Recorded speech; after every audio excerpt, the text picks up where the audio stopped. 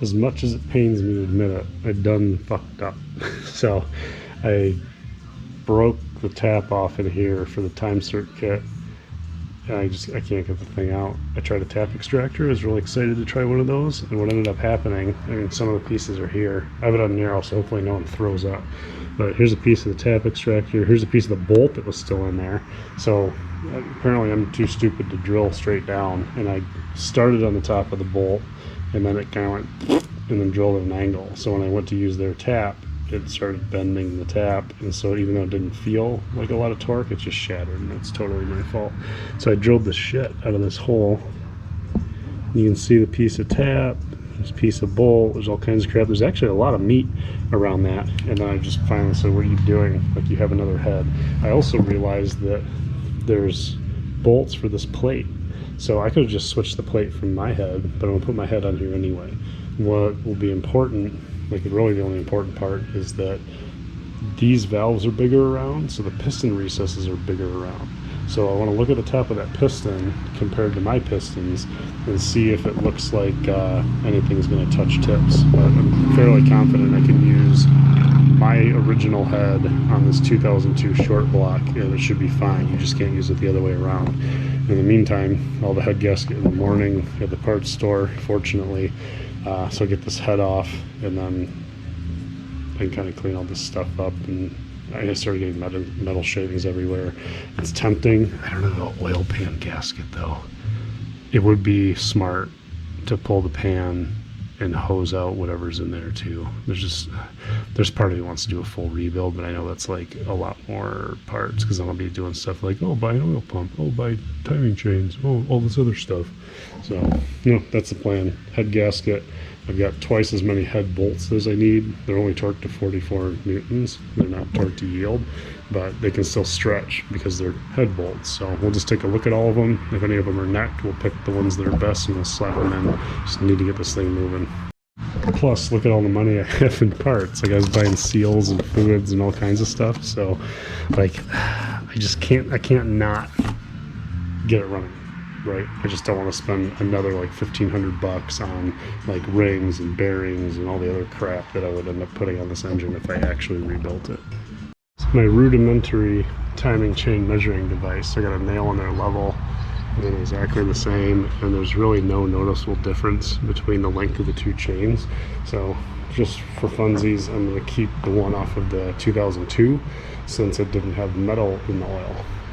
I think that's smart.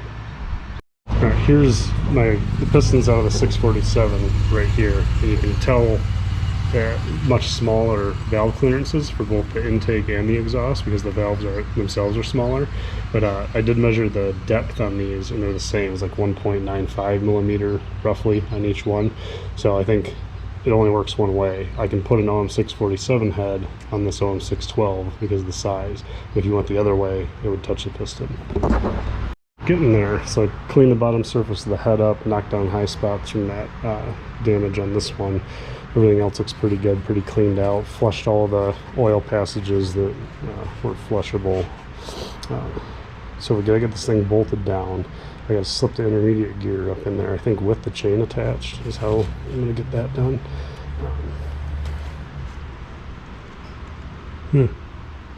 Anyway.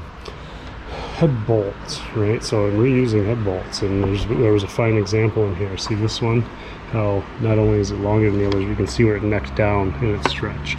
So what I'm going to do is pick, how many do I need? 1, 2, 3, 4, 5, 6, 7, 8, 9, 11,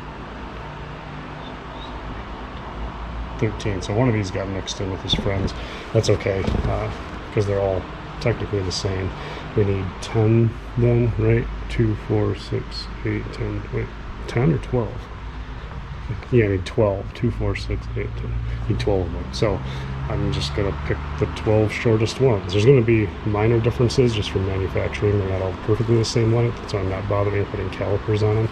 But you can just kind of go by the roll and you're like, oh yeah, this one's longer, this one's longer, way longer because it's stretched, longer, that one's longer, and these two are longer. So really I'll grab all those long ones, get them out, see how many I have left, and then line them all up again. Pick the 12 that I feel are best and reuse them. Should be fine. If it's not, we'll find out in short order because it'll leak coolant everywhere. So I didn't really find a section in the manual where it's like, here's how to put a timing chain on. There's like 4 different methods depending on how you're doing it, including without taking any of the covers off. They have a procedure where they break a link and they attach the new chain and they rotate it through until it's back over the cam. And they're like, okay, good, it's still timed. And then they rivet it back together, one of the links back together, and you just double check that your timing's right. But it looks like if this damper was on, there's a marking for TDC, and I have cylinder 1 at TDC, and then there's 2 dots on the cam gears that'll line up, so I'll just line those dots up and get it together. We have to have the should not have to have the tensioner on to check and make sure stuff doesn't touch, so I'll end up putting this cover on before I deal with that. To have the cover on, I need oil pump in this, and I'll just bolt the pan on if nothing touches, because this thing should, if it's off by a tooth in either direction, it should contact the valves. But for head studs, 3rd from the right, so on this side, so here's where the gears will be, 1, 2, 3, so this is the one you start with, and it just goes up, and then you do left, right, bottom, top, boom, boom, boom, boom, boom, boom, and you're done. And they call it a 3-step, which I think is kind of silly. To me, it's a 2-step. Then you do finger tight, 15 newtons, then 44 newtons. So these aren't yield bolts. Somebody maybe over torqued. There's the pattern. So maybe they over torqued that bolt, or maybe just stretched because something overheated at some point in its life. Who knows? Either way, we have the 12 shortest in there. Just to torque those down and check back in a little bit. Mix my units up. So I said 15 and 44 foot-pounds. It's 15 newtons and 60 newtons. So my wrench does both, so I'm not going to bother trying to convert inch-pounds. I'll just do it in newtons. Alright, to tighten the cams down, so I got this pin through, my 2 dots lined up. I'm at TDC here, which is interesting, this is straight up. And then this is number 2 and number 5. So 2 and 5 to tighten them 1 revolution each. But really, what they're looking for is these to come down evenly, so everything stays nice and centered. So you can kind of eyeball it, make sure that it's even, and then do it with the wrench until it's torqued. Because this one, you see, sits a lot higher up because it's going to be pushing these valves down when we tighten it. And you don't want it like one side super tight to start and have it be crooked. But if you start out flat, it'll come down flat, and then the rest can be done in any order because they'll go all the way to their seat pretty much by hand, and then you just torque them to, what did that thing say? 9 newtons, I think it was. Rotate this or that, tighten, yeah, 9 newton, 80 inch-pounds at 1 revolution at a time. Actually, it tells you to tighten the rest of them evenly, 1 revolution at a time, but it won't need nearly as many revolutions as these first ones. I think I'm good. My pin's in place. I just set this here without sealant right now, and then these bolts are in but not tight, so dots are lined up inside there. This is sticking, well, 12 o'clock-ish. I know this is level, yeah, it's about where it should be. And I'm a little loosey-goosey here. That could be from the chain being stretched a little bit because it's older. So as much as I wish I could, I'm not going to just push on this and try to crank it by hand. So I'm going to go ahead and put the sealant on. I'm going to commit. I'm going to put the sealant on, get this cover on, get the tensioner in place. I think some goober in there. Yeah, and just see if I crank it over by hand and nothing touches, it'll be good. But one thing, remember to put that spring in before you put this on, because I was able to snap it around. It was a real pain in the butt. Oh yeah, oil pump, got oil pump on there. So, but yeah, so torque that, torque these, pin out. No, I'll leave the pin in until the cover's on and the tensioner's in place, and then I'll pull that pin because I don't want it to try to push the lobe over and end up making it jump a tooth. And then if anything, I might want to rotate this a little bit just so it falls into those teeth the way it is and there's actual tension on this line. I could even do that now and that's not scary because that pin's in place.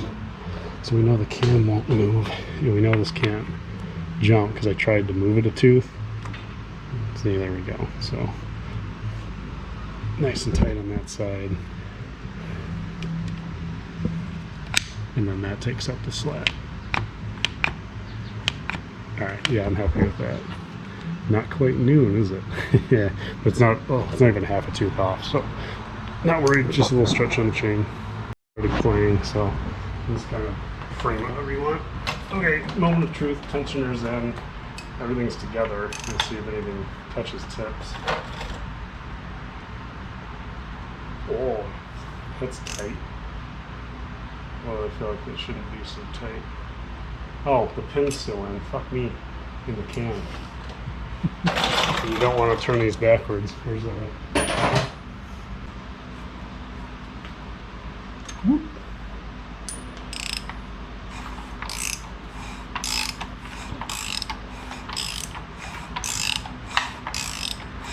Did you hear something click? Yeah. Is that a lifter? I'm not sure. I can see lifters moving. Okay. I think we're timed right because I don't think you can be off by a tooth. I think if it's off a tooth in your direction, they touch tips. Yeah. Moving right along. So oil pan's on, back upright. We need to get this new seal in here, and you gotta do some cleaning, clean up that surface for the intake, and then kind of decide the order to put things. I like to jam an oil filter in it now so I don't start getting stuff in there. And then yes, I took valve cover, harmonic damper off. I don't want to put the valve cover on yet. Turbo and alternator, oil core, water pump, thermostat, SERP idlers, lifting hooks. Basically, yeah, this list I can go from the bottom to the top, and I shouldn't get in my way. And I think I need to take put the harness on before the intake because I think it kind of goes through it and it'll be easier that way. Ooh, valve cover's on. Look how pretty that is, right? I wanted to paint the block, but this is dumb. That would be a dumb thing to do. So this is this purple is a paint that's supposed to go over chrome into like polished aluminum. So it's meant to stick to stuff that isn't even scuffed. So like it leaves a nice smooth finish, and you do like 5 coats, 5 really thin coats. I got a little run there, it doesn't matter, no one will see it. So, and underneath it is gray, because I was worried if maybe it wouldn't cover all the way, because it's not intended to. And they're both 500 degree paints, so one's an engine paint, one's a chrome paint that's good for 500 degrees. I think it'll be fine. Yeah, purple. This was Dominic's choice, so everybody can thank him for how awesome this engine's starting to look. It really distracts from the rust and the grime that's still on it, but let's keep grinding away. I gotta find these 2 bolts. I don't remember if something else goes on top on one of these, but I only had 6, 7 that were the right length. The other 2 are too long, so I don't know. My memory's not that great, I guess. All right, moving right along, and a couple tips. I like to put this loose up here and slide it in when I'm out the turbo, because you can actually kind of let it take some of the weight where you get these bolts lined up, and then get everything torqued. You torque your support last, torque this up in there afterwards. Oh, another tip: put your dipstick tube in before the turbo line, because it touches it and it makes it kind of a pain in the butt to push in.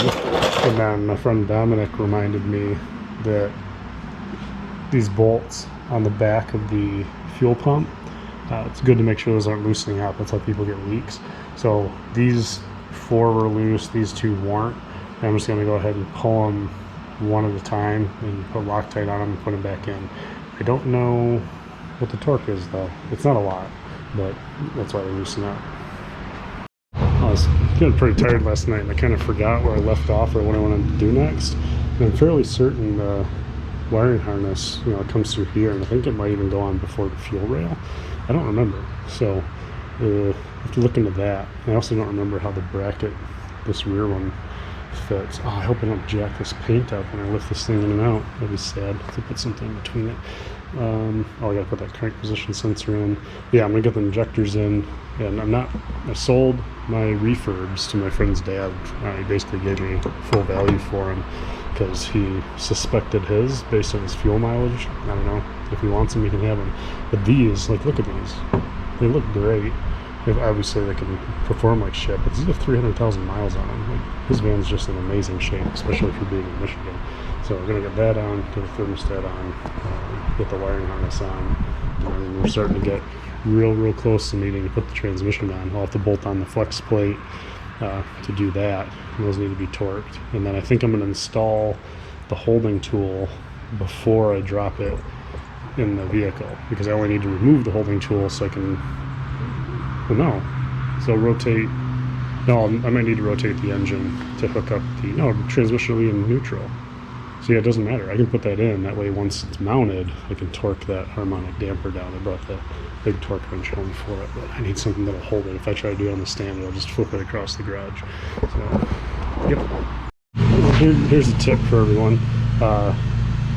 The harness goes under here, so you can't put your fuel lines on and then put the harness on. So if you're dumb like me, now you know. Here we go. This is what it should look like. That tray underneath and just like rests on here. Just probably put a zip tie because there's a little lip there, just kind of hold it in place. But yeah, it's kind of long. We got a bunch of stuff plugged in. My brain just isn't working right. I probably shouldn't have worked so late yesterday, but I did glance over and think, wow, if you get this thing in here tonight or tomorrow, it's going to need electricity, and this battery's roached. So there's a good chance. It's pulling 3 amps right now. Maybe it'll blast some of the sulfur off it, but I suspect that might not even be able to start the dang thing. I hope I don't have to buy a battery just to see if my engine will blow up or not. Speaking of engine blowing up, I forgot to mention that's why I'm reusing my buddy's dad's injectors that are 300,000 miles old. One, because they look really good, and I know he's the original owner of the van, and he's always changed the fuel filter on time, that kind of stuff. Also, his van idled really smoothly. Like, it didn't do anything strange, so I suspect that these are probably fine because they seem right. It's a big bend.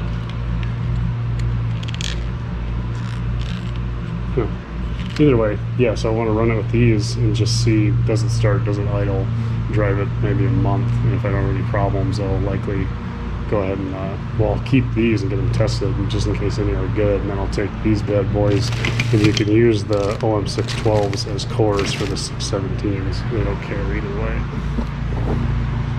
Okay, getting down to small details, I gotta figure out how I want those wires going through. I mean, I think they just went in here like that, and then this guy will go over to the air box.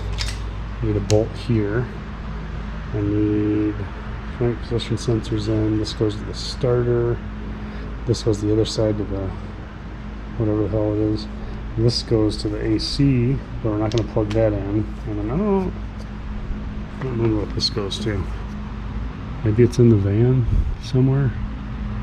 I don't know. Everything else is plugged in though, because like these go to the battery and these go inside the car. So, well, van, not a car. Yeah, down to the wire. And then on my list, everything that I checked off. So this was, I made this off the video where I looked at the engine stuff. So it's just the flex plate that's not on. And then I have my list of stuff to do before I start it. So, I don't know. I always think I'm forgetting something. I really want to know where this blue plug goes. I wonder, there was something that went across there that had a plug on it. You know, I sprayed this to make sure that they wouldn't all fall apart. I do need a new ground strap. I'll get one later. It should be fine for now. It wasn't giving me problems before. So this is one of those moments, not of like, oh, the engine's about to go in, how exciting. Of like, where the hell did I put the bar, the lifting bar? It's bright orange and it's almost as big as the engine.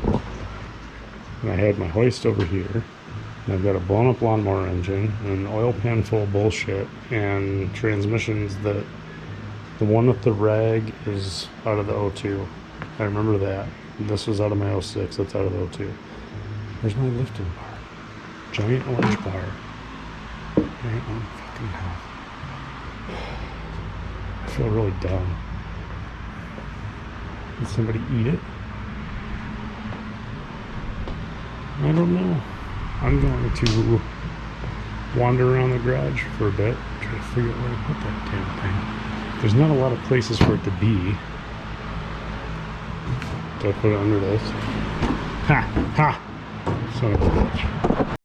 I just had a realization. So right here in the manual, right, that plate, that spacer goes behind the, they call it flywheel, but yeah, this manual's for sprinters. I don't have a manual transmission sprinter, but this plate, when I took this off the 2002, it was behind the pressure plate. And I thought, that's odd. I thought mine was in front. And then here's my pressure plate where I marked, right? This was on the outside. I did that before I took it apart when I pulled the transmission to mess with the crank sensor that ruined all my bearings. So I think that goes on first. I'm gonna have to look around. You can tell from the marks, like this has had bolts on it, like some dickbag had this on the outside. And all the, I mean, it's not super thick, so the starter would still engage correctly. And these teeth are pretty wide, so I guess the crank pickup still worked, but whoever was in this thing was a real jackass if this is the case, because everything at RTV, the intake at RTV, like everything on the planet, RTV, it's like they rebuilt the engine and just RTV'd everything together, which further reinforces my theory that this thing spun a bearing and then somebody slapped a bearing in it so that it wouldn't make noise when people started it in the auction lot. That's all I can think. And then that wouldn't have changed my decision to buy it, because I didn't even go look at it when I bought it. I just said, this is cheap enough, let's go for it. Alright, we'll make it more confusing. So same thing, it's out of the 2006. That's the manual I downloaded online. It's for the 2006, that's what I have. And the parts thing shows the spacer between the flywheel, right? Flex plate. It lists it here as a flex plate, finally. And it has the spacer between the flex plate and the torque converter, not between the flex plate and the crankshaft. So I also found one thread on Sprinter Source where a guy put it in the other direction, and he heard awful grinding sounds, like it wasn't right, because if you do it that way, it puts this too close to the torque something, and it was grinding. So I'm gonna research more, because I feel like this is pretty important. So clearly the van's not going to be running tonight. It's almost 10:30 already, but I'd really like to get the transmission on and set it in place before I call it. Okay, I was able to do this quicker than I thought. So here's the conclusion of my research. It's on the outside, you know, torque converter side, even the old style that cracks, torque converter side. That one, torque converter side right there. Keep scrolling down, there's a picture. Oh, that's the end of the pictures. That's enough pictures. Not a single one of them shows it on the other side. So it's going to go, the flex plate's going to go on the crank, and then the spacer, and then the bolts, which I have new ones for, because I'm a good boy. And there's actually quite a few people on the forums that put blue Loctite on these, and they don't do the 90-degree step. I'm not risking that. I'm doing the 90 degrees because bolts are cheap, and I'd rather do the torque to yield. Now, that being said, if anyone remembers, I did reuse these bolts on the other one. Just if you do the 90 degrees, the blue Loctite's not necessary. If you reuse ones, maybe throw Loctite on them, but yeah, it's kind of a toss-up. I don't even know if 90 degrees actually yields these, but either way, I'm not doing Loctite. I'm doing 90 degrees.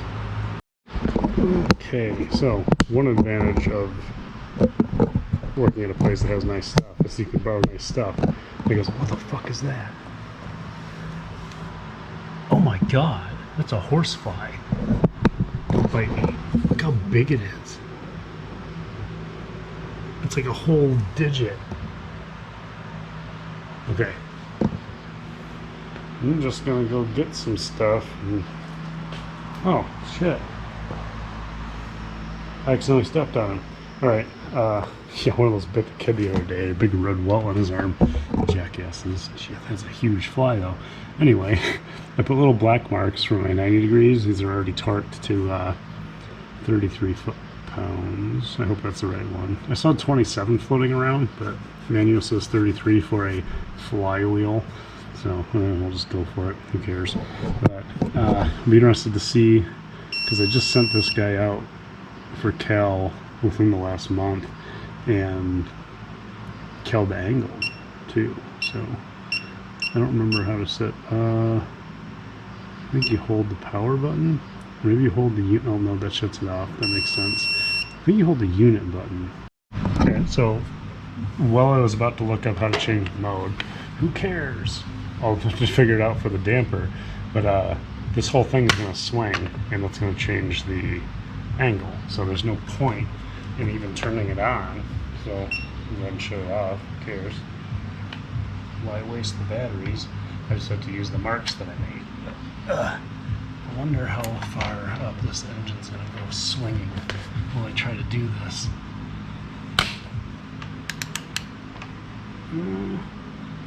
Not as much as I thought it would. You can kind of feel them stretch a bit, but doop, right there. So 90 degrees, rinse and repeat. Okay, big pain in my ass. This gives me flashbacks of pulling the trans to replace the sensor that broke all of my main bearings. And there's a couple things to note. You have step, a seal, and this, right? It's got a little radius on this edge. I don't know if that's supposed to be when the engine's rotating, like it's going to slip in. But this groove in here is what drives the pump. So if you fuck up and that's not lined up, and you somehow just jam it all together, you'll push the pump in with this thing, with the top part, and just completely screw everything over. And what had happened with me is I could get it to seat fine. I was having my buddy hold the transmission vertical, and we'd click, click, click, click, and get it in there. But then the way it was in the van, it was angled up like this way a little bit. So as soon as I'm trying to wiggle it around, it would donk, and would slide out of those pump grooves, and then, you know, sit like this far away and not want to go in. It was real. I hate it. So what I'm trying to do is keep the thing angled a little bit down, see if I can get those to pop in, and then try to keep that angle while I mount it and get it sealed, bolted onto the bell housing. No, that's the bell housing. That's the engine block. When I get it mounted to the block. And then it'll just be a matter of putting on the torque converter bolts and spanking this thing in there so I can torque the harmonic damper. Oh,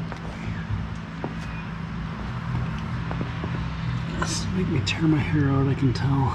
So the slot is like just after that little divot right there. I try to pre-align this with that so it's at least close.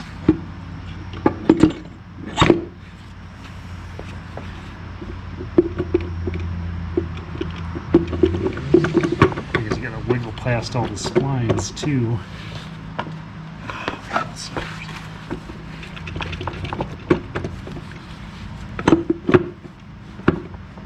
Okay, there's the second set of splines. And there's the seal, I think.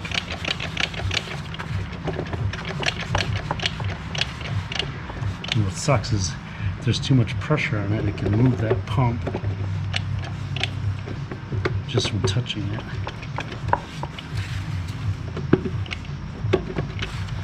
I might have to actually make this vertical and get it to go in. Yep.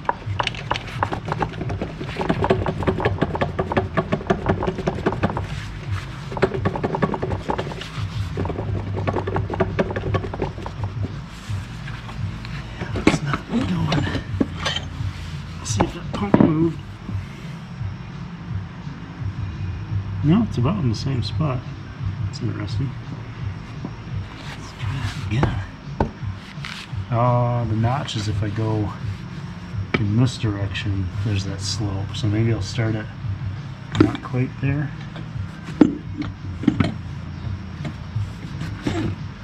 If I think I'm on the splines, like there, and I'll rotate.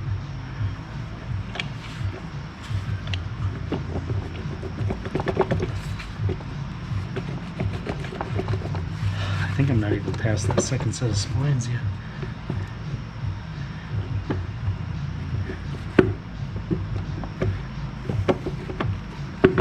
Oh, there's the splines.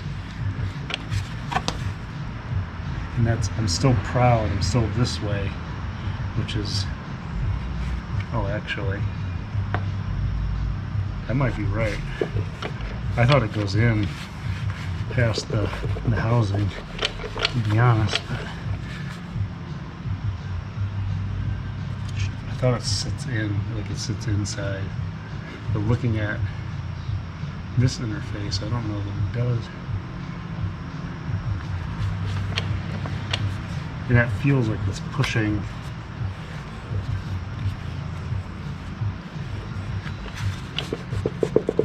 That might be it. I'm gonna grab a bolt and see, because what'll happen is when this is mounted, you hang it from the top. It should be sitting flat all the way around. You should be able to spin this, and it should be just a thin blonde one off of that flex plate. So I think we'll go for it. Just one thing to consider is if you look at the flex plate,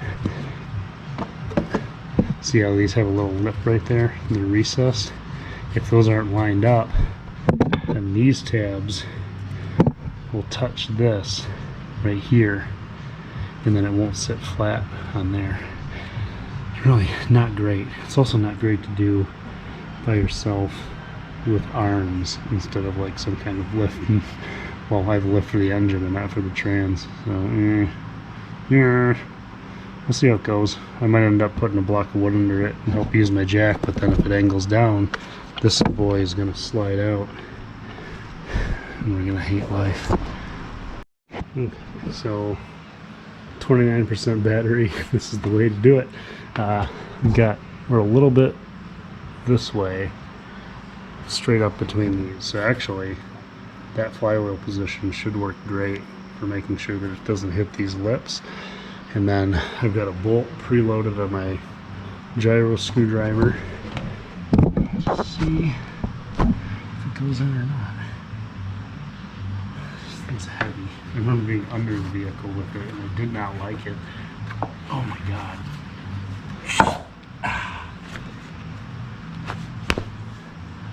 And of course there's a big ass pilot.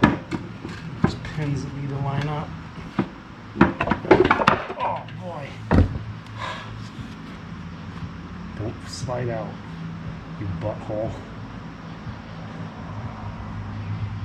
I don't know. I'm gonna have to jack this thing up with a jack at an angle. There's no way I'm just pulling this thing up with my bare hands right now. I mean, I'll give it one more try because I'm stupid, but I think really I need to have a hand under the back, and then once that giant dingus end goes in here, maybe I should grease that a little.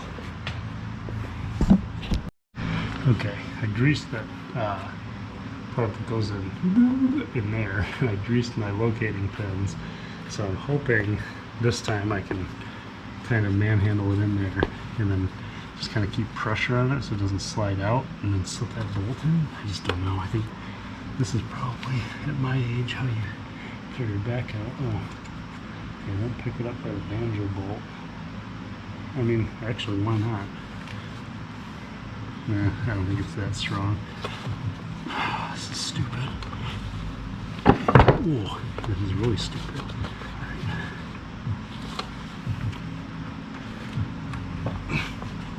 Oh!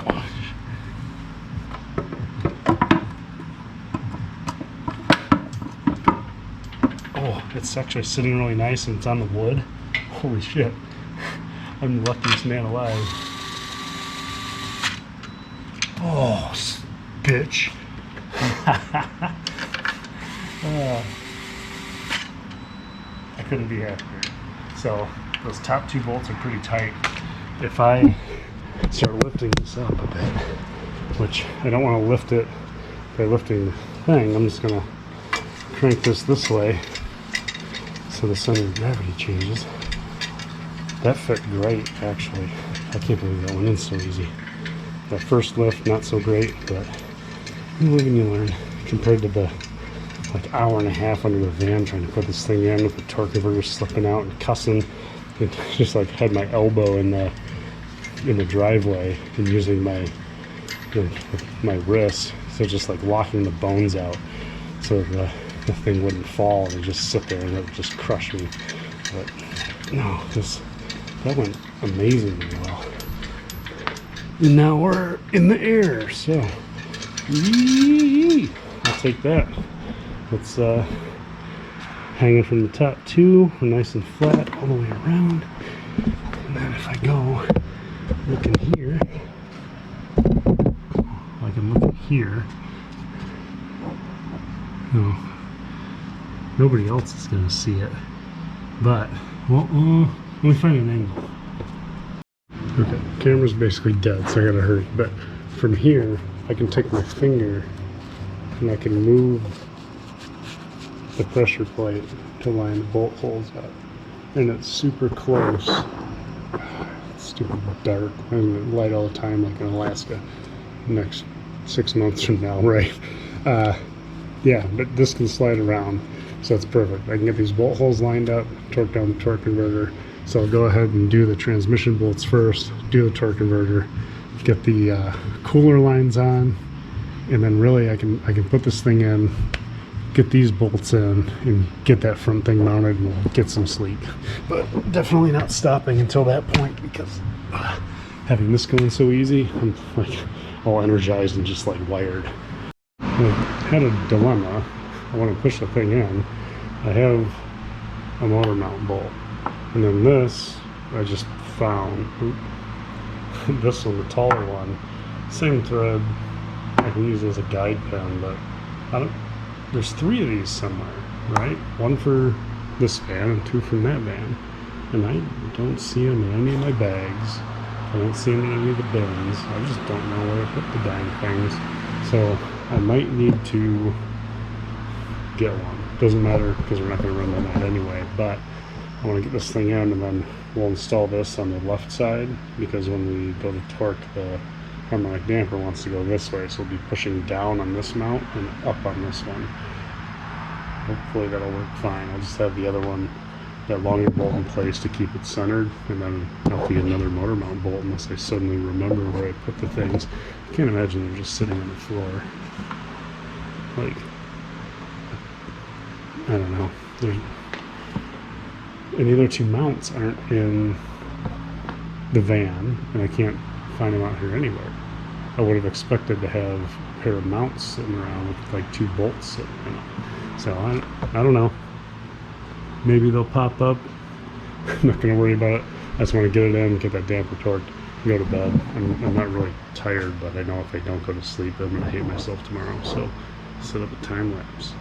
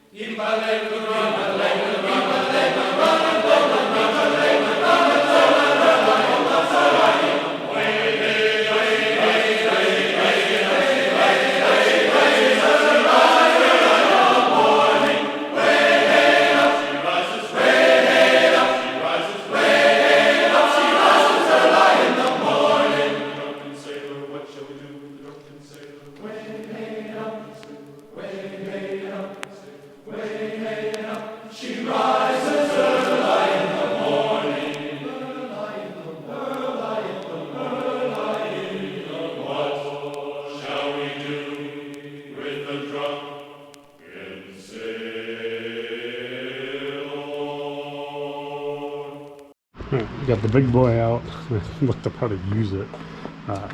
So 240 foot-pounds, and then this is plus 90 degrees, so it's really a bitch. So even with this big-ass wrench, it's not easy. And I still have that lock in place on the flex plate, so it shouldn't move at all. At least I hope not.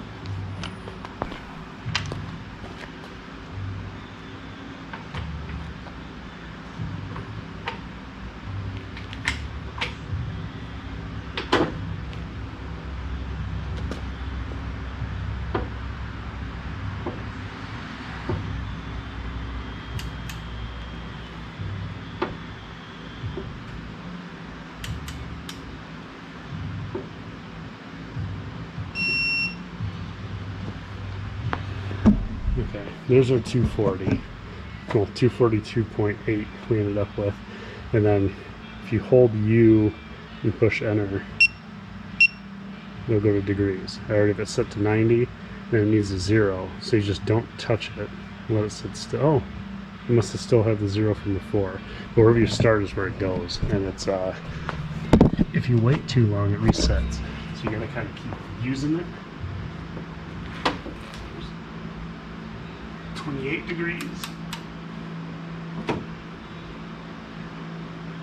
65.